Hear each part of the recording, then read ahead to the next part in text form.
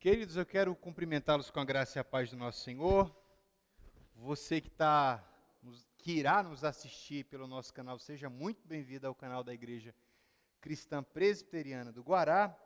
Eu convido você a se inscrever aí no nosso canal, a compartilhar o link da aula que vai ser postado lá no YouTube e que o Senhor Deus continue te abençoando nesse dia de maneira poderosa. Queridos, dando continuidade ao nosso estudo de Daniel e da sua relação com a escatologia, como eu havia falado na aula passada, eu não consegui sintetizar Daniel, como a gente fez na primeira aula, que foram 6 capítulos, porque o capítulo 7 é extremamente cheio de informações que não dava para passar a largo assim, então eu decidi fazer só 3 capítulos do livro. Então, a aula 18 aí, nós teremos mais uma aula sobre Daniel para fechar o capítulo, tá?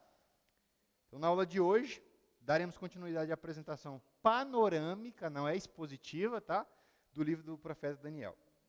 Por questão de tempo didática, por organização do raciocínio, para que ficasse mais assimilável, porque fácil não é, mas assimilável, nós veremos apenas 3 capítulos, o 6, o 7 e o 8. Na próxima aula, permitindo Deus, faremos a apresentação aí dos capítulos 9, 10, 11 e 12, e nós veremos um pouco sobre as 70 semanas que não há consenso, tá? Como quase tudo em teologia, especificamente em escatologia, tá? Onde houver 10 teólogos, provavelmente haverá 20 opiniões diferentes, tá? Como dito alhures, estamos mostrando a importância do livro de Daniel para o estudo da escatologia. Vimos que Daniel recebe da parte de Deus a revelação aí a respeito de reinos, tá, que se sucederam na história. E é interessante quando a gente lê o livro do profeta Daniel, mais especificamente ali o capítulo 1, que é a visão da grande estátua de Nabucodonosor. Nós temos ali a profecia que é dada em antecipado.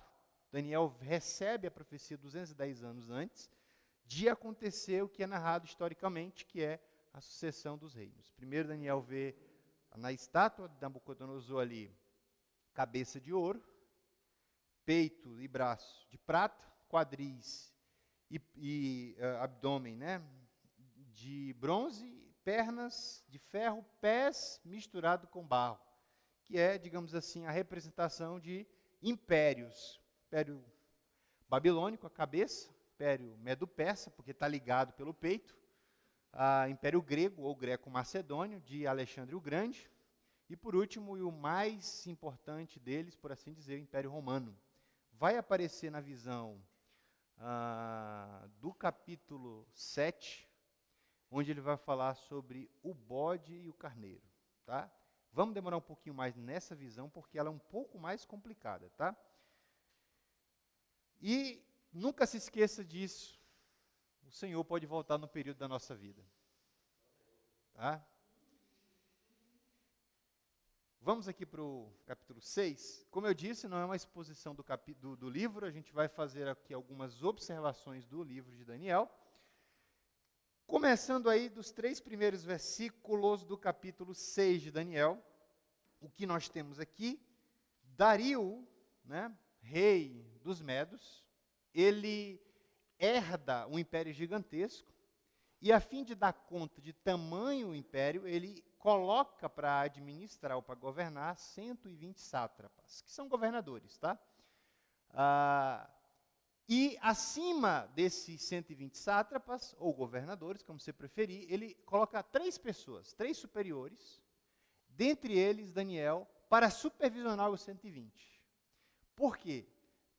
Desde aquela época, o rei já tinha preocupação com aquilo que estava sendo feito no reino. Então, a corrupção não é uma coisa nova, embora a gente ache que foi o Brasil que inventou, porque aqui a coisa é assim, largada mesmo, mas é antiga. Então, Dario, ele se preocupa, isso está no versículo 2 aí no finalzinho, de que o rei não sofresse dano, ou seja, não fosse espoliado. A corrupção foi uma das coisas que deteriorou muitos impérios, tá? A corrupção e outros escândalos acabaram levando muitos homens ilustres aí à bancarrota, isto é, à queda.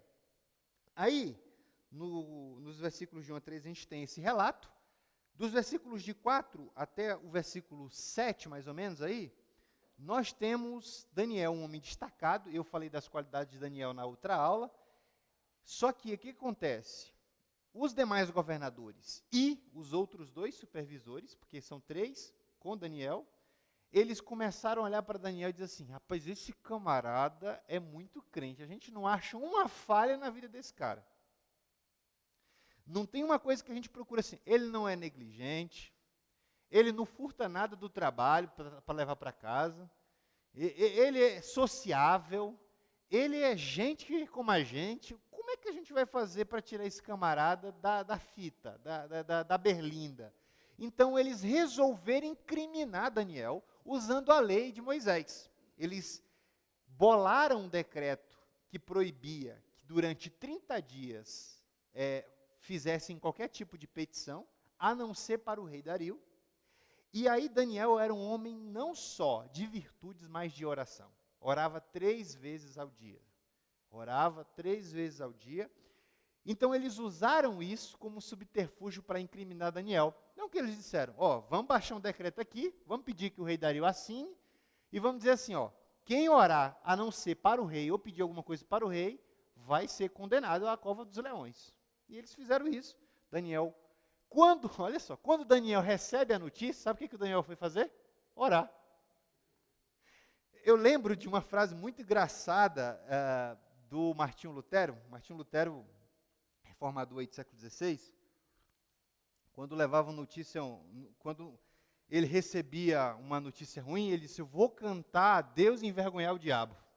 Toda vez que ele recebia uma notícia ruim. Então, assim, mais ou menos isso. Ele recebe o ultimato, e o que ele faz? Tranca a porta, voltado para Jerusalém e começa a orar. Aqui, e aí eu volto numa pergunta que me fizeram há algumas aulas atrás, referente a quando a palavra do homem, no caso, quando uma lei exige que um cristão desobedeça a Deus, esse cristão tem liberdade para desobedecer essa lei. Nesse caso, existe uma permissão para você desobedecer a Deus, com base em vários textos, entre os quais aquele que é citado por desobedecer ao homem, perdão. Então, nesse caso, ele pode, porque a lei divina está acima de todas as leis humanas. A lei divina é um espelho das leis humanas. Estas imperfeitas, aquela perfeita. Tem um estudo, inclusive, que o Santo Agostinho faz, não lembro agora a obra, porque Agostinho escrevia muita coisa, tá? É difícil até catalogar o tanto de coisa que ele escrevia. Mas da superioridade da lei divina sobre as leis humanas, né? É um estudo filosófico muito importante do Agostinho, que ele fala que as leis humanas são imperfeitas porque elas são apenas uma sombra da perfeita lei, que é a lei de Deus, tá? Então ele é acusado aí, e Dario era muito amigo de Daniel, tá? Dario era digamos assim, um chegado de Daniel, tá? Muito querido. O que acontece? Dario assina o decreto, sem ler direito o que estava no decreto, porque isso não é só no passado. Hoje as pessoas votam em projetos sem nem saber o que está lá no projeto. Não, eu estou votando porque colocaram na mesa. Também acontecia no passado. Então ele assina. Quando ele descobre que o decreto incriminava quem orasse num período de 30 dias, e descobre que Daniel estava orando, então ele tenta salvar Daniel, só que o decreto era irrevogável. Diga. Não, não. Não, não. Não, eles foram procurar uma falha na lei. Mas é isso que eu estou dizendo mesmo, mas é isso que eu estou dizendo. O que eu estou falando é que eles foram procurar, não tinha brecha moral na vida de Daniel, tá? Então, o que eles utilizaram? Vamos proibir que se adore a qualquer Deus. Só que eles foram na lei dele, olha o que está no texto aí, ó. Foram procurar na lei, versículo 5 aí do texto, 6:5. Na lei de Deus. Qual é a lei de Deus? A lei de Moisés. A lei dos 10 mandamentos, o decálogo, para usar uma palavra mais conhecida, tá? Foram procurar lá e fizeram com que Daniel fosse, digamos assim, condenado à cova dos leões. O que acontece? Dario sabe da notícia, entra no quarto e ele fica sem comer, faz um jejum pela vida de Daniel, Ele fica tão transtornado, olha aí o versículo 14, do 14 até o 18, ele ficou tão transtornado com a notícia de que Daniel estava naquela cova, que ele começa a se mobilizar no mundo espiritual, né? Nós não estamos falando de um crente, Dario não era um crente, mas ele tinha a sua crença. Então, é interessante a gente observar que, diante disso, diante desse fato, ele diz assim para Daniel, versículo 29. Versículo 20, perdão. Quando chegou à cova, chamou por Daniel. Isso já no final da tarde, a romper do dia, tá? O rei se levantou e foi depressa à cova dos leões. Quando chegou à cova, chamou por Daniel com voz triste e disse o rei a Daniel: Ó Daniel, servo do Deus vivo, acaso o teu Deus, a quem serves continuamente, pôde livrar-te dos leões? Então Daniel falou ao rei: Ó rei, vive para sempre. O meu Deus enviou o seu anjo e fechou a boca dos leões e eles não me fizeram mal algum, porque foi achada inocência em mim diante dele, e também diante de ti não cometi delito algum, ó rei. Lembra aquele texto, acho que em Gálatas, salvo o melhor juízo, que Deus não se deixa escarnecer? Mas mais do que isso, Deus não tem o culpado por inocente e a recíproca é verdadeira, e o inverso também. Nesse caso, Daniel era inocente, então ele não foi condenado.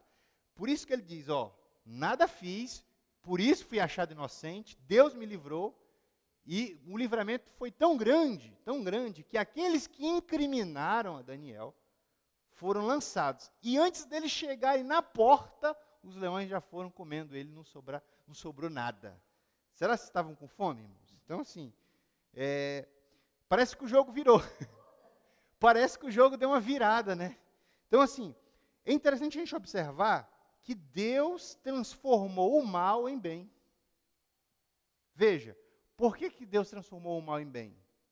Porque Dario passou a reconhecer o Deus de Daniel como o Deus que devia ser adorado. Olha aí comigo aí, versículo 26.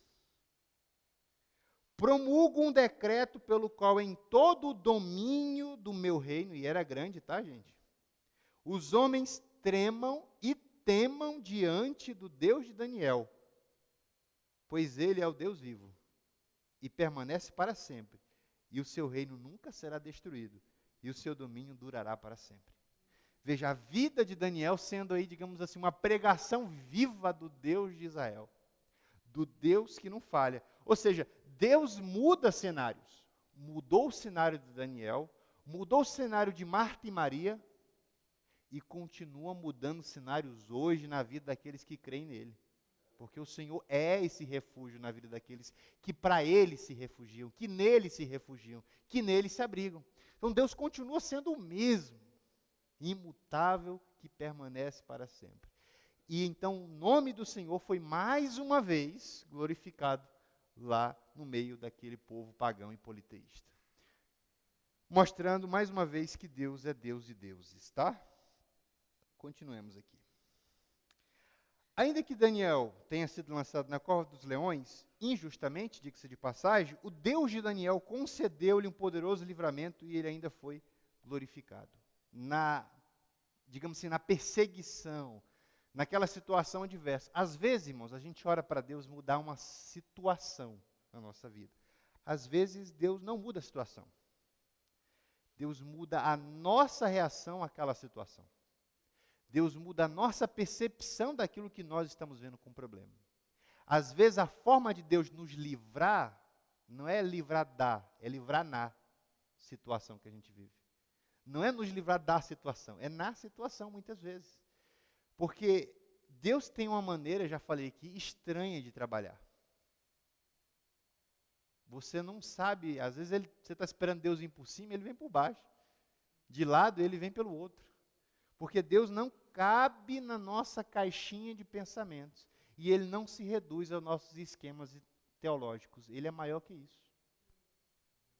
Então, o que a gente precisa entender é que a nossa dor também é, de fato, um instrumento que Deus pode usar para abençoar pessoas. Porque, como dizia A.W. Tozer, Deus nunca usa ninguém para consolar um outro que não tenha chorado.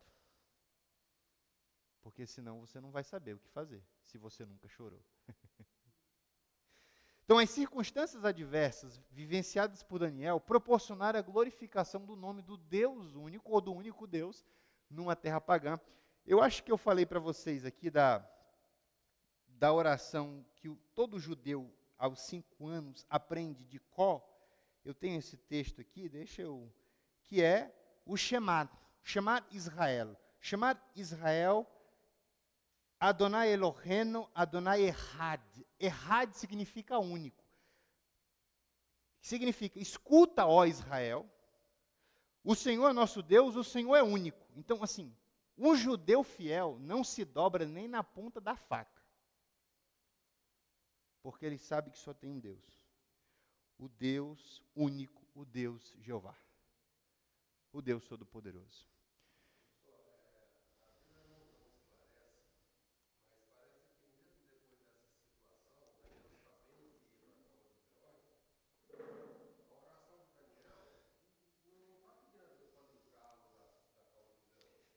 Perfeito.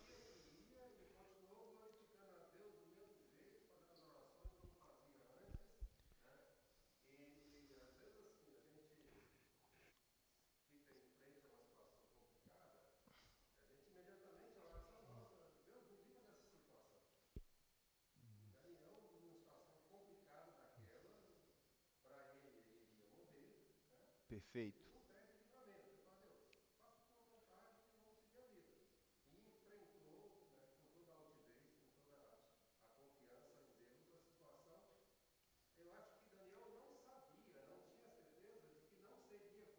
Perfeito.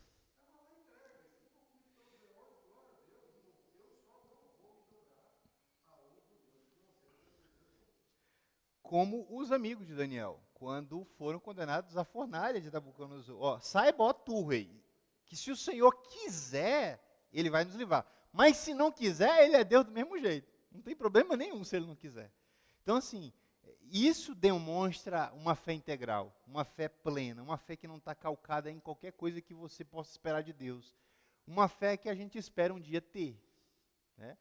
Esse tipo de fé que, digamos assim, sobrevive às circunstâncias mais adversas possíveis, como as que a gente vê mundo afora. Nós estamos falando aí de uma terra pagã, politeísta, onde essas pessoas estão vivendo sob circunstâncias adversas, difíceis, como muitos dos nossos irmãos em países fechados ao Evangelho.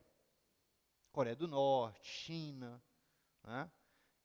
Queridos, onde Deus não é adorado, alguma coisa é adorada. Não existe um vácuo. Por exemplo, na China, o imperador é adorado como um deus. O Partido Comunista Chinês tem uma divindade. Se venera a divindade do imperador, do rei, do comandante do país. Eu estava vendo uma reportagem sobre a Coreia do Norte, em que se a casa está pegando fogo, e se você não salvar, digamos assim, o porta-retrato do ditador, Kim Jong-un, você pode ser preso. Sua casa está pegando fogo, mas sua prioridade é salvar um porta-retrato de um cara terrível. Depois vocês pesquisem lá no YouTube uma reportagem sobre como é viver na Coreia do Norte. 2 Coreias, uma Coreia do Sul e uma Coreia do Norte. A diferença entre elas é gigantesca. Gigantesca. Uma você tem mais liberdade, a outra não. Então, assim, a diferença é gritante. Então, assim, o homem está sempre adorando. Quando não adora Deus, ele adora alguma coisa. Adora a si mesmo, adora a ciência, que eu acho que é a pior das crenças, mas enfim, cada um tem a sua crença. Adora o dinheiro, adora o sexo, adora poder. Poder é a coisa que fascina um homem. Não é assim desde o Éden. Né? O diabo continua patrocinando a agenda de quem quer ser Deus, irmãos. Oferecendo poder.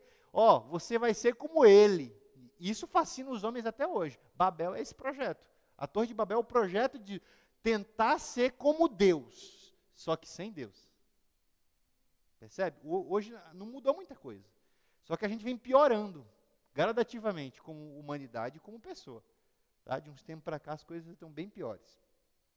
Então, vivendo em meio ao relativismo, paganismo, politeísmo, Daniel decidiu viver de maneira piedosa e fiel ao Deus de Abraão, Isaque e Jacó. Isso é importante a gente observar, irmãos.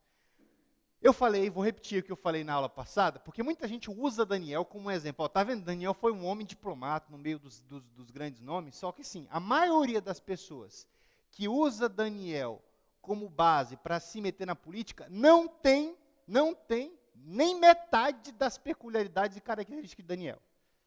Então, quando entra na política, se torna um mau político, se é cristão, perde todos os valores, recebe dinheiro, usa a máquina pública para fazer o que der na cabeça, irmãos. Porque não é só usar Daniel como base, é ter a vida de Daniel como exemplo. Então, se usa muito esse texto aqui. Eu sou a favor, é importante. Agora, que a gente tenha pessoas no parlamento, digamos assim, no Congresso, na Câmara, é importante, claro, mas a gente tem que formar essas pessoas.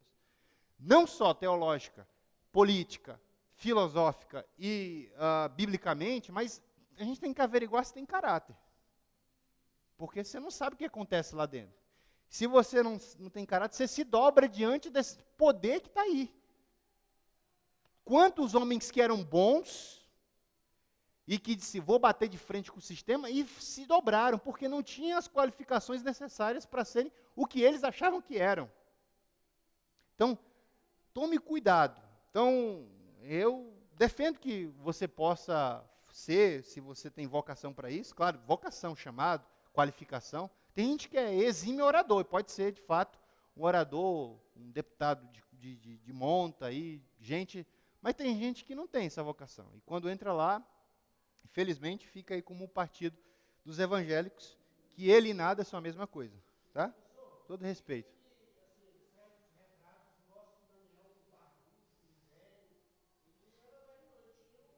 Ele foi para a Babilônia com 14 anos, mas aqui ele já está com 80 anos. Ele já está com 80 anos. Ele fica 2 reinados. O reinado de Nabucodonosor, e ele termina no reinado de Nabonido, que é o último rei. Então, assim, passaram-se muitos anos. Ele vai aos 14 anos. O último rei não é Beltesazar, filho de Nabucodonosor, mas o reino de Nabonido. Só que a Bíblia só abarca esse período. Dario, Ciro, Nabonido e Beltesazar. Então, ele já está aqui com mais ou menos 82 anos. Então, ele já está idoso. Mas só, olha para a vida de Daniel, a gente vê o exemplo, a gente vê um farol no meio de tanta perdição, de tanto relativismo, de tanto paganismo por aí. Daniel é alguém que se coloca, mostrando para a gente que é possível ser fiel vivendo nas situações mais difíceis, irmãos. Você pode ser fiel ganhando R$1.000 e ganhando 70 mil. Você pode ter o dinheiro sem que o dinheiro lhe tenha. Se o seu coração é preenchido com Deus, não importa quanto você ganha, você tem, onde você mora, onde você faz, nem as circunstâncias que você vive. Você vai ser fiel independentemente de qualquer coisa, irmão. Daniel mostra isso pra gente, tá? E eu pergunto o que nos impede hoje de sermos crentes melhores e mais dedicados em nossa fé a Deus. Em circunstâncias melhores que a de Daniel, tá? Vivemos em circunstâncias melhores que Daniel.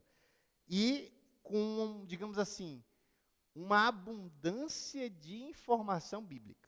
Tem Bíblia para tudo, irmão. Bíblia da mulher, Bíblia do vovô, da vovó, Bíblia do senhor, da senhora, do homem, da mulher, da criança, do adolescente, do menino, do bebê. Bíblia do ministro, Bíblia do executivo. Só que o que falta? A gente lê. Só falta isso, irmãos. A gente precisa de letramento bíblico para a gente não ser enganado por aí. Ou seja, o básico a gente precisa. Só ler, independente da capa. A Bíblia, a cor da capa não importa. Mas ler é importante. Deixar aberto em qualquer salmo não funciona. Não é mandinga, não é pantuá, não é nada disso. É a palavra de Deus. Também não dá para ler a Bíblia assim de maneira bibliomântica. Vou apontar aqui aí. Uma vez um amigo estava tão desesperado, isso é particular. Um amigo meu, não vou dar o nome para que ele assiste sempre as minhas aulas, então não vou dar o nome, tá? Mas tu sabe quem é. Ele contraiu uma dívida e ganhava X, a dívida era 3X. Ele disse, meu Deus, hoje eu vou pedir uma resposta para Deus. Chegou em casa, onde Deus apontar o meu dedo, é para eu fazer. Aí caiu um texto lá de Abacuque que diz assim, maldito o homem que se encarrega a si mesmo de dívida. Ele diz, olha aí, tá vendo? Acho que não foi, eu vou de novo. Então assim, eu falei para ele, olha, e ele falou assim para mim, rapaz, o diabo está furioso. Ele, é mesmo? Foi o que fez. Estou com uma dívida gigantesca. Eu perguntei, você tem cartão de crédito? Tenho. E está estourado? Tá, então o diabo está na tua mão. É um cartão de crédito. Se livra disso. Tem coisas que são muito básicas, a gente resolve fácil. Se você tem se você tem uma dívida X e você quer viver esnobando, não dá. Não é o diabo, é você. Você é o seu diabo. Então assim, irmão, tem coisa que a gente ora, como eu, por exemplo. Tem uma certa, só contar um caos para vocês aqui, como dizia Guimarães Rosa. Eu, 7º semestre do curso de filosofia, tem uma disciplina chamada lógica. Eu tinha que passar em lógica. Eu sou péssimo em matemática. Eu escolhi filosofia justamente porque não tinha matemática. Depois descobri que tem lógica, que é cálculo de frase. Me arrependi, mas já estava inscrito, não tinha que fazer mais. E eu fiz a primeira vez e reprovei. Né? Nota baixíssima. O professor falou assim, o que aconteceu? Você tem notas boas, assim, falam de você aqui, você reprovou mal. Você, assim, foi mal, mas muito mal mesmo, arrastado. E eu falei, meu Deus, eu não vou formar nunca, porque eu não vou fazer essa disciplina. Eu fui adiando, aí no final, no 10º semestre, falei, vou fazer. Aí, a primeira, eu tirei nota boa. Aí eu, Senhor, aceita a minha oração, que aconteça alguma coisa terrível aqui na UNB para eu passar nessa disciplina. O que aconteceu? Teve greve. Uma greve repentina, de uma semana. O que o professor de lógica fez? Pessoal, quem tirou nota boa, vou multiplicar a nota e dividir por 2. Aí eu entrei, aí eu passei, Senhor, obrigado. Não serei mais irresponsável, vou estudar agora lógica para passar. Mas eu passei por conta dessa circunstância. Eu falei assim, meu Deus, porque essa é uma disciplina obrigatória que se você não passar, você não forma. Não tem como adiar, é uma disciplina obrigatória do curso de filosofia. E eu consegui passar, assim, por um livramento de Deus gigantesco.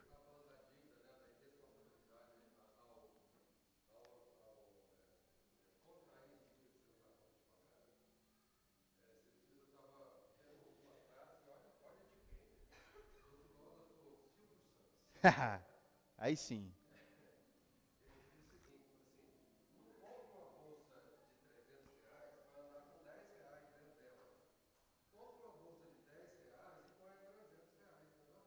É perfeito. Mas exato, a gente vive muito nessa sociedade que os sociólogos chamam de sociedade da aparência, né? A gente quer ter uma aparência assim, isso sim, não sei como é que é no reino das mulheres, mas no reino dos homens, para mim, por exemplo, eu uso uma camisa, um amigo meu falou assim, rapaz, essa camisa de novo, eu falei, não tem água não? Poxa, tem água, enquanto não tiver rasgado, estou usando. O homem vai até, assim, enquanto está servindo, ele está usando. Por isso que a gente não vê brechó de roupa de homem, entendeu? Como eu uso até rasgar. Entendeu? Mais ou menos isso. Então, assim, a gente fica tentando passar boa impressão, mas, na verdade, o que importa é ser quem nós somos. Tem um teólogo, na verdade, um evangelista britânico, chamado Leonard Ravenhill, que escreveu Por que Tarda o Pleno Avivamento, obra fantástica. Ele diz assim, nós somos 3. Quem nós achamos que somos, quem as pessoas pensam que nós somos e quem Deus sabe que nós realmente somos. Então, importa impressionar quem sabe quem realmente nós somos, que é Deus. Então, assim, eu gasto pouco tempo da minha vida justificando a minha vida para os outros, tá, irmão? Pouco. Eu diria, isso poupa muita dor de cabeça por aí, tá bom? Queridos, apenas a fé verdadeira resiste provações, como está lá em Tiago 1,12. Daniel resistiu a todas essas provações porque a fé dele era não só integral, mas era uma fé dedicada exclusivamente ao Deus da Escritura. Daniel é um homem, nesse período aqui, já bem idoso, que tem qualificações que estão em falta. Quando a gente olha para, e eu vou falar do que é particular nosso, a cristandade, especialmente o evangelicalismo, a gente vê uma crise séria de integridade no meio dos líderes evangélicos, que acaba contaminando o rebanho. Porque o camarada que é só ovelha, olha assim, rapaz, se ele faz isso, eu estou perdido. Por quê? Porque isso acaba respingando no rebanho, irmãos. Infelizmente. Se quem devia dar o exemplo não dá, isso acaba contaminando tudo mais. Daniel é modelo para a gente, nesse sentido. Tá? O Hernandes faz um comentário nesse livro, é um comentário básico, tá? Esse comentário expositivo Ragnus é bem introdutório, tá? Ele diz assim, o homem não é produto do meio. Isso é importante a gente falar, irmãos. Não é a sua circunstância que determina quem você é. É você naquela circunstância, no seu lugar, onde você está, tá? Daniel não vende a sua consciência, não negocia os seus valores absolutos, ele não se corrompe, a base de sua integridade é a sua fidelidade a Deus. Isso é importante a gente frisar, irmãos. Vamos correr para o 7 aqui, porque esse é um pouquinho mais complicado. Vem, aqui nos 3 primeiros versículos, Daniel, no primeiro ano de Belsassar, mais ou menos no ano 550 a.C., tá? Ele tem uma visão. E ele registra a visão, esse sonho. E interessante que ele vê 4 animais que sobem do mar. Tá. E o mar estava agitado. Primeira coisa que a gente deve se perguntar aqui antes é, o que é mar aqui? Tá? Mar aqui são povos, são nações. Então, esses animais saem, porque são reis e reinos do meio de nações e povos. Só para a gente confirmar que eu não estou falando bobagem, vamos para Apocalipse 17, porque lá a gente tem o que significa mar na profecia bíblica. Tá? Apocalipse capítulo 17.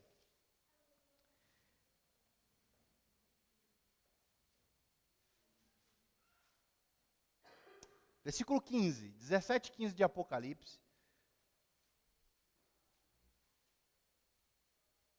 Mar, águas, tudo isso tem essa mesma conotação que está aqui em Apocalipse 17, versículo 15. Tá? Diz assim, ó, isso, a visão sendo interpretada para João. Ele diz assim, ó, as águas, versículo 15, tá? E disse-me ainda, as águas que viste, onde se assenta a prostituta, a grande meretriz, são que?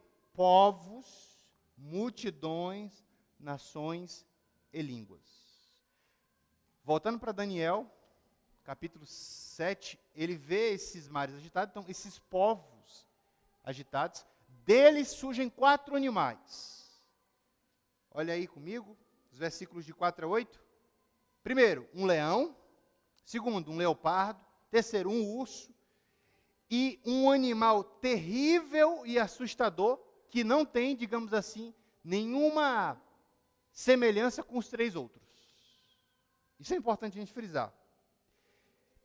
Porque esse animal diferente, aqui, e é bom que a gente frise isso, esse animal descrito aqui por Daniel, é interessante, é o reino, é o Império Romano. Só que vai aparecer um chifre pequeno, com olhos e uma boca que fala arrogância. E esse chifre pequeno,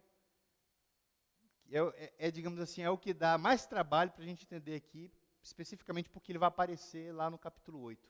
Só que no capítulo 8 ele não é escatológico, aqui é. Então a gente vai com calma chegar nesse ponto, tá? O que eu quero que você observe? O primeiro aí, o leão, é a representação do Império Babilônico, o leopardo, do Império Medo-Persa, o urso, do Império Greco-Macedônio de Alexandre o Grande. Lembrar que Alexandre morre com 33 anos, em Babilônia, depois de ter conquistado todo mundo que existia naquela época. 10 anos foi suficiente para o homem conquistar até o extremo da Índia. Tá? Isso é narrado aqui também no livro de Daniel, só que ele cai. Esse império também cai. E aí é a visão do bode e do carneiro do capítulo 8, que a gente vai ver já já. Tá? Então, após o relato da visão dos 4 animais, Daniel descreve tronos, um ancião bem idoso e um com aparência de homem, aí dos versículos de 9 a 14. Tá? Lembrando que a gente não está fazendo exposição do livro de Daniel, mas fazendo uma apresentação panorâmica, tá, irmãos? Porque a gente precisaria de mais tempo para fazer isso. Só que eu queria chamar a atenção de vocês para o 4º animal que Daniel descreve aqui, irmãos. Chamar a atenção de vocês rapidamente para esse detalhe. Por quê? Veja só. Daniel capítulo 7, versículo 7, diz assim, ó. Depois continuei olhando em visões noturnas e vi o quarto animal, terrível e assustador. Era muito forte e tinha grandes dentes de ferro. Ele devorava, despedaçava, pisoteava tudo o que restava. Era diferente de todos os animais que aparecem antes dele e tinha 10 chifres. Tá, aqui eu vou pisar um pouco na visão milenista, que é a mesma visão que o Hernandes adota, ele é milenista, né? Para uma crítica a essa interpretação particular. Eu não concordo, né, com o que o Hernandes coloca lá, e não concordo com a visão milenista nesse ponto, sobre esses 10 chifres. Porque na visão milenista, os 10 chifres são uma representação de totalidade. Só que o texto não está falando disso, o texto está falando de reis. Tanto é verdade que, se você for comigo aqui no versículo 17, é sobre isso que ele está falando. Veja aí, Daniel 7, 17. Estes 4 grandes animais são 4 reis que se levantarão da terra. Então, esses 10 chifres não são simbólicos, são reis, de fato. Tanto é verdade que no 24, isso de novo é reafirmado. Olha só. Quanto aos 10 chifres, 10 reis se levantarão daquele mesmo reino. Não é simbólico isso aqui. Desculpe, meus irmãos amilenistas, tá? Desculpa também, eu não concordo com o que o Hernandes coloca lá no texto dele, não, tá, irmãos? Então, só para frisar isso. E depois dele se levantará um outro, depois dos 10, outro, que será diferente dos primeiros e abaterá 3. E é esse outro, que é o chifre pequeno, com olhos e com a boca que fala com arrogância, que é a representação do anticristo que virá. A gente vai já entrar no 8, mas qual é a diferença entre o chifre pequeno do 8 e o chifre pequeno do 7? No 7 é um anticristo que ainda vem, que é escatológico, que é futuro para Daniel e é futuro para nós, que estamos lendo a profecia hoje, tá? No 8, a representação é cumprida em Antíoco IV Epifânio, que não só sacrifica uma porca no templo de Jerusalém, como as atitudes dele geram uma revolta, chamada de revolta dos Macabeus, ou guerra dos Macabeus. Matitias e Judas Macabeus se revoltam, guerreiam contra o Antíoco Epifânio, vencem e purificam o templo. Isso está lá determinado.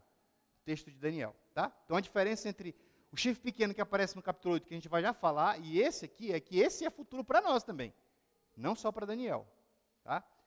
Então, após o relato da visão dos 4 animais, Daniel descreve tronos, um ancião idoso. Esse ancião aqui chega, olha aí, no versículo de número 9, Daniel 7:9, ele chega. A descrição da beleza, do fulgor desse ancião de dias, ou desse ancião bem idoso, e aí faz toda uma descrição. Mas o que eu quero chamar a atenção é o versículo 11. Então continuei olhando por causa das palavras arrogantes, ou das grandes palavras, tá? Que o chifre proferiu, o chifre pequeno. Fiquei olhando até que o animal foi morto e o seu corpo destruído. Ele foi entregue para ser queimado pelo fogo. Aqui a gente já tem a profecia da derrota do anticristo, que será destruído. A Bíblia fala do sopro da boca do Senhor. É claro que não é um sopro literal, aquilo ali é simbólico, mas fala na aparição, na epifania, que é a palavra que aparece lá para a manifestação de Deus, o anticristo será destruído. Veja, irmãos, o diabo é o maior falsário da história, porque existe uma trindade satânica também. Assim como uma trindade, uma santa trindade, uma trindade santa, é uma trindade satânica. A gente tem a besta que sobe do mar, a besta que sobe da terra, que é o anticristo, a besta que sobe do mar, o falso profeta, e Satanás, a antiga serpente, o dragão. Então, cada um querendo representar uma coisa do Pai. Veja, na numerologia bíblica, o 7 é perfeição. Mas qual é o número do anticristo? 666. Que é também aí uma simbologia na tentativa de representar uma trindade, mas não a trindade como a trindade divina, mas uma trindade satânica. São detalhes que aparecem no texto, tá? Ele fica perturbado pelo teor da visão, finalmente recebe orientação acerca da visão, aí nos versículos 15 e 16, e no 17 a gente tem a interpretação de quem são aqueles 4 animais. Representam 4 grandes impérios, 4 grandes reinos. O quarto animal, o Império Romano. Aqui, de novo, eu quero chamar a atenção para a interpretação que os adventistas dão para isso aqui. Porque o adventismo diz que o anticristo é o sistema romano, mas o anticristo é uma pessoa. João diz o número dele é número de homem, não é um sistema. Apocalipse 13. Então eu discordo também dessa interpretação adventista, tá? Não é um sistema, é uma pessoa que é curioso. Quando instaurar um caos no mundo, ele vai aparecer. Quem lembra da quebra da Bolsa de Wall Street, 1930? O mundo virou um colapso. Então, é mais ou menos num cenário assim, mas João diz, virá primeiro artigo definido, apostasia. Não é uma apostasia, é a apostasia, e então aparecerá o filho da perdição. Isso é interessante de se observar, tá? Então, Daniel vislumbra aqui, ó, no 18, né? Mais uma vez aqui, para quem é amilenista, isso é simbólico, mas para mim, eu sou pré-milenista histórico, isso aqui vai acontecer. 18, mas os santos do Altíssimo receberão o reino e possuirão para todo sempre, sim, para todo sempre. A visão dispensacionalista, pré-milenista, diz que os santos lá de Mateus 24 são os judeus. Se eu perguntasse para um milenista, então, quem são os santos aqui? São os judeus ou são os santos como um todo? São os santos como um todo, que vão reinar com Cristo. Então, assim, eu tenho críticas também ao meu sistema, tá? Que adota muitas vezes uma exegese um tanto que flexível. Ah, lá são santos, mas aqui não são santos. Aqui são todo mundo como um todo. Não. Lá também se refere à igreja. Mateus 24, embora o contexto seja judaico, tá? Mas, calma lá, muita calma nessa hora. Veja, a atenção dele, de Daniel, é voltada para o chifre pequeno, porque o que incomoda Daniel é o chifre pequeno. Versículos 19 e 20 aí, ó.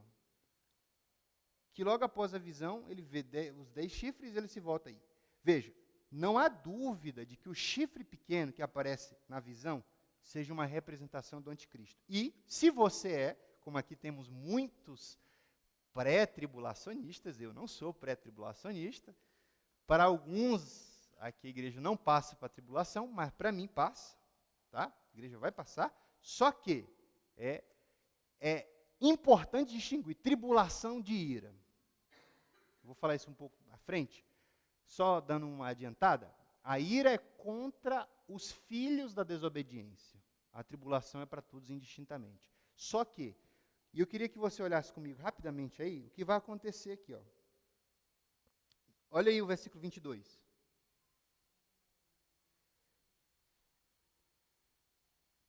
Diz assim, ó. Vai para o 21. Daniel 7, 21, ó. Enquanto eu olhava, vi que o mesmo chifre, o chifre pequeno, fazia guerra contra os santos e prevalecia contra eles. Até que veio um ancião bem idoso e o juízo foi executado a favor dos santos do Altíssimo e chegou o tempo em que os santos possuíram o quê? O reino. E ele me disse, o quarto animal será um quarto reino na terra, será diferente de todos os reinos, devorará toda a terra, pisoteará e despedaçará.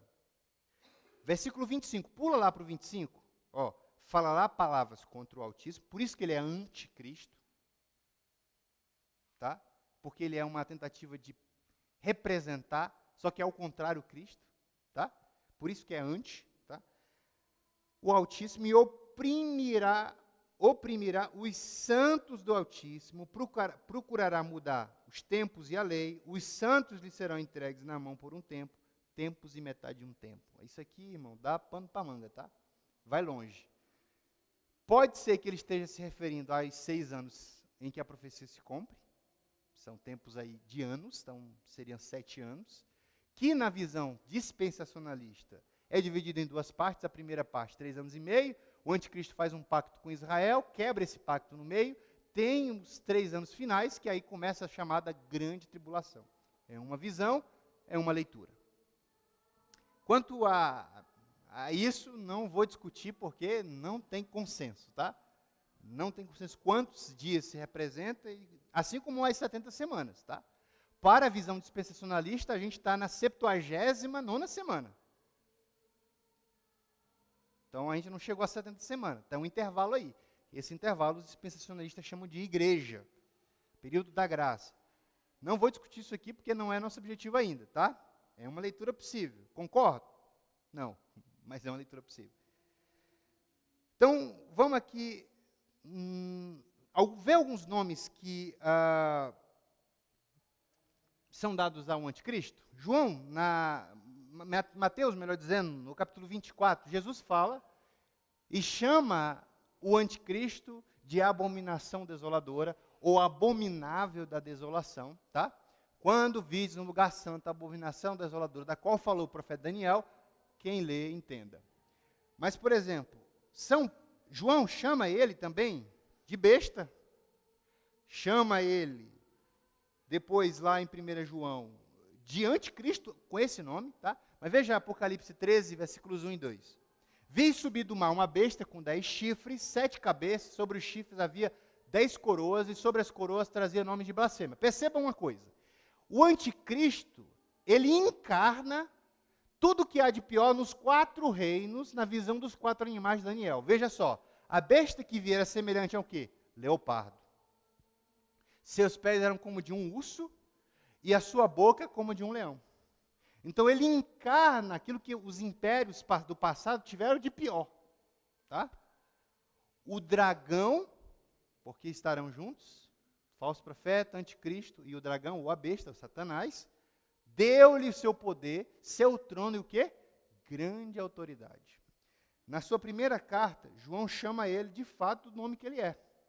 Assim conheceis o Espírito de Deus. Todo espírito que confessa que Jesus Cristo veio em corpo é de Deus. E todo espírito que não confessa Jesus não é de Deus, mas é o espírito do anticristo, a respeito do qual tendes ouvido que há de vir e agora já não está no mundo. E uma das citações mais importantes que eu quero fazer hoje aqui, vem do apóstolo São Paulo, em amarelo e aí em itálico, o texto grego, para quem quiser verificar. Eu estou usando aí a concordância de Strong, que já foi uma boa concordância, que já foi referência, mas hoje, para debate acadêmico, ela não é essa referência toda, tem muitas concordâncias melhores, tá? Ninguém vos engane de modo algum, pois isso não acontecerá sem que primeiro venha a apostasia e seja revelado o quê? O homem do pecado, Roantropos tes anomias, e o filho da perdição, Rorruios apoleias, ou seja, o filho da perdição. Apoleia significa destruição, perdição, é isso que ele é, porque ele, quando recebeu o poder de Satanás, e a sua testemunha, veja, olha que coisa engraçada, irmãos, o Espírito Santo vem testificar no nosso coração e falar de Deus para nós. O falso profeta fará a mesma propaganda, só que com relação ao anticristo. Então, o filho da perdição, Rorruios apoleias, que se opõe e se levanta contra tudo o que se chama Deus, ou é objeto de adoração, a ponto de assentar-se aonde? No santuário de Deus, apresentando-se como quê? Deus. Ele quer ser adorado, desejará ser adorado, e aqueles que não o adorarem serão perseguidos, mortos, martirizados, como já está acontecendo no mundo, porque João diz, o espírito do anticristo já está no mundo. Vamos para a gente encerrar? Tem culto daqui a pouco. Vamos aqui correr, irmãos. Olha aqui comigo, versículos de 1 a 5, Daniel tem a visão, e na visão ele vê um carneiro e um bode. O carneiro com 2 chifres, um bode com um chifre proeminente, chifre bem longo, depois esse chifre é quebrado e 4 chifres surgem naquele bode. Vamos ver com calma, porque é muito chifre e muito bode aqui, né? Passado algum tempo, Daniel tem uma visão semelhante à do capítulo 2, só que aqui tem uma diferença. Na do capítulo 2, ele vê 4 animais, aqui ele vê 2, o bode e o carneiro. Veja, nessa visão, Daniel é transportado em espírito à fortaleza de Suzã, e vê 2 animais, um carneiro com 2 chifres e um bode com um chifre proeminente, bem longo, Tá? Na visão, Daniel descreve o que o bode persegue enfurecidamente o carneiro com 2 chifres e o vence. Quem é, portanto, esse bode e esse chifre? Veja. Vamos para o texto rapidamente? O carneiro aqui, com 2 chifres, é a representação do Império Medo-Persa. Mas tem um detalhe. Tem um chifre maior. 2 chifres, mas tem um chifre maior, porque Ciro era maior, o Império Persa era maior do que o Império Medo. Então, Ciro é a representação do chifre maior, que aparece na visão de Daniel. Só que depois, ele vê um bode que vem com fúria para tentar matar, e mata, o carneiro com 2 chifres. Só que o chifre proeminente do bode é quebrado. E aí, vem aí o versículo 8. 8:8. O bode cresceu muito, e no auge de sua força, aquele grande chifre foi quebrado, e no seu lugar nasceram outros 4. Olha que loucura. Também proeminentes para os 4 lados do céu. De novo, Daniel recebe a revelação da visão, versículos 15 a 22 aí do texto.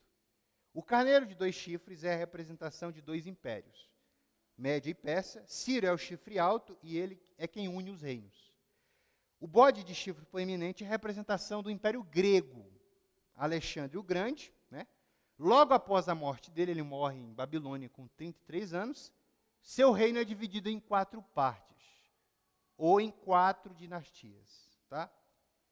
E é dividido aí com os seus 4 generais. Está lá Daniel 8:8. Cassandro, Lisímaco, Ptolomeu e Seleuco. Esses 4 vão dar, digamos assim, desenvolver 3 dinastias, tá? O que eu quero que você observe aqui? É interessante a gente observar que tem um chifre pequeno nessa visão aqui também. Veja comigo aí o versículo 9, rapidamente. E saiu um chifre pequeno de um deles. De um desses 4, tá, irmãos? De um desses 4. Mais especificamente, dessa dinastia aqui, ó, Seleuca. Seleucida vai gerar um homem chamado Antíoco IV Epífanes, ou Epífanes, que vai marchar contra a terra gloriosa. Olha aí, versículo 9. E saiu um chifre pequeno de um deles, este cresceu muito para o sul, para o oriente e para a terra gloriosa. Cresceu até o exército do céu, jogou por terra algumas das estrelas desse exército e as pisou. Aí o versículo 11, ele cresceu até confrontar o príncipe do exército e lhe tirou o holocausto contínuo e o lugar do seu santuário foi jogado por terra. O que acontece quando ele invade Jerusalém? Antíoco IV Epífanes, ou Epífanes, tá? Ele suspende o rito de sacrifício, não havia mais holocausto no templo, leva uma estátua de Zeus, coloca dentro do templo, pega uma porca, sacrifica do templo, faz os judeus verem isso, mata, alguns historiadores chegam a dizer cerca de 100 mil judeus, e quando ele faz isso com a que Jesus chama de abominação desoladora, aí é levantada uma revolta. Vai comigo rapidamente aí para o versículo 13. Daniel 8:13. Depois ouvi um ser santo que falava, e outro ser santo disse àquele que falava, até quando durará a visão sobre o holocausto contínuo e sobre a transgressão assoladora e a entrega do santuário e do exército para serem pisados? Ele me respondeu, até 2.300 tardes e manhã. Então o santuário será o quê? Purificado ou reconsagrado ou restaurado. Que acontece 6 anos depois com a revolta de Judas Macabeus e Matatias, que vão purificar o templo e derrotar Antíoco IV Epífanes. Tá? Chama atenção porque Daniel profetiza que o reino do anticristo, por mais tenebroso que seja, terá um fim. E só um reino de fato, que merece esse título, reinará plenamente. Deus e os seus santos reinarão para todo sempre, cumprindo todas as profecias que apontam para ele, o Filho de Deus, como o único rei, o legítimo herdeiro do trono de Davi para todo sempre.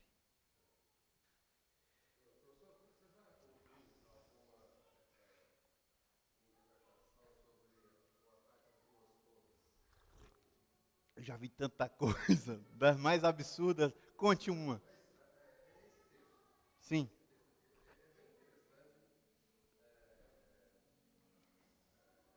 A gente já está encerrando, irmãos.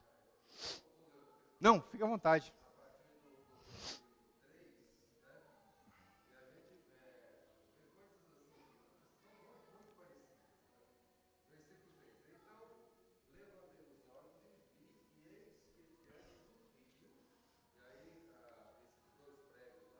Sim, sim, sim.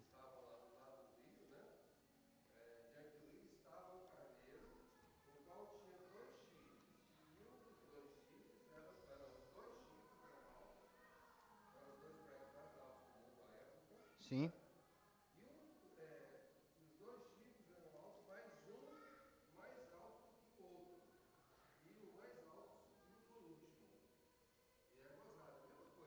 Parece, né? A gente chama. Exato. Sim.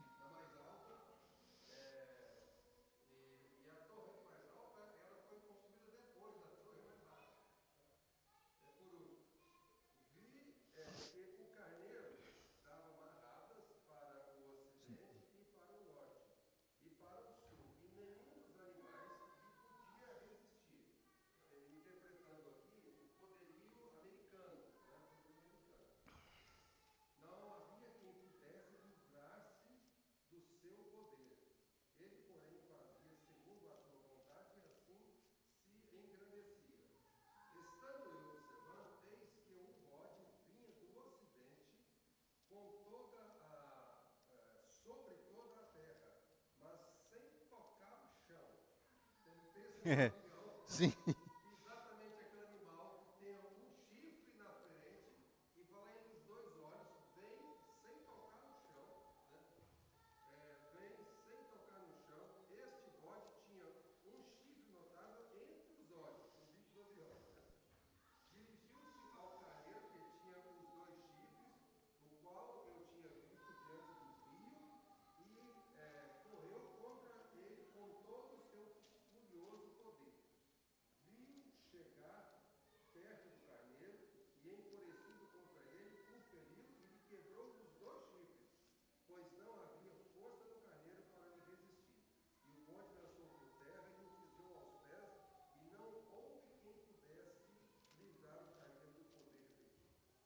Sim.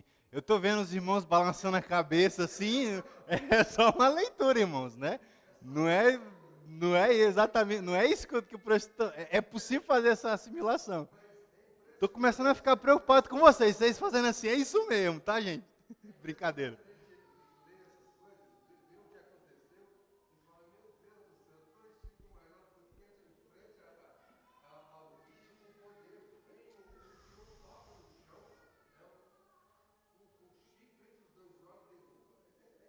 É interessante, é. Só interessante. Queridos, isso aqui é uma coisa muito particular para mim, tá? Eu sei que aqui nós temos uma diversidade de visões sobre Apocalipse e escatologia, e eu respeito todas. Então, na visão pós-tribulacionista, a do professor, a minha, por exemplo, a igreja não só passa pela tribulação, mas ela está sendo preparada para ela. No governo do anticristo, que será único e global, não se esqueçam disso, os cristãos serão perseguidos, mortos, instados a blasfemar contra Deus, a negar Deus mesmo, tá? Contudo, o pós-tribulacionismo distingue ira de tribulação. O que é isso, irmãos? A primeira, a ira, ela é dirigida aos ímpios. A segunda, a todos sem distinção. Então, a igreja será livre da ira de Deus, que vai cair contra os ímpios, contra o falso profeta, contra a besta e Satanás. Noutras palavras, o que eu estou dizendo é que Daniel vê a visão, o inimigo que é o anticristo, indo contra os santos, perseguindo, matando, aniquilando. Mas o que acontece? Ele vê que o inimigo, o anticristo, ele é derrotado fragarosamente, terrivelmente. E é interessante que na manifestação do Cristo, palavra grega que aparece no texto é epifaneia, Cristo destruirá o anticristo. Olha que coisa interessante. Cristo destruirá o anticristo.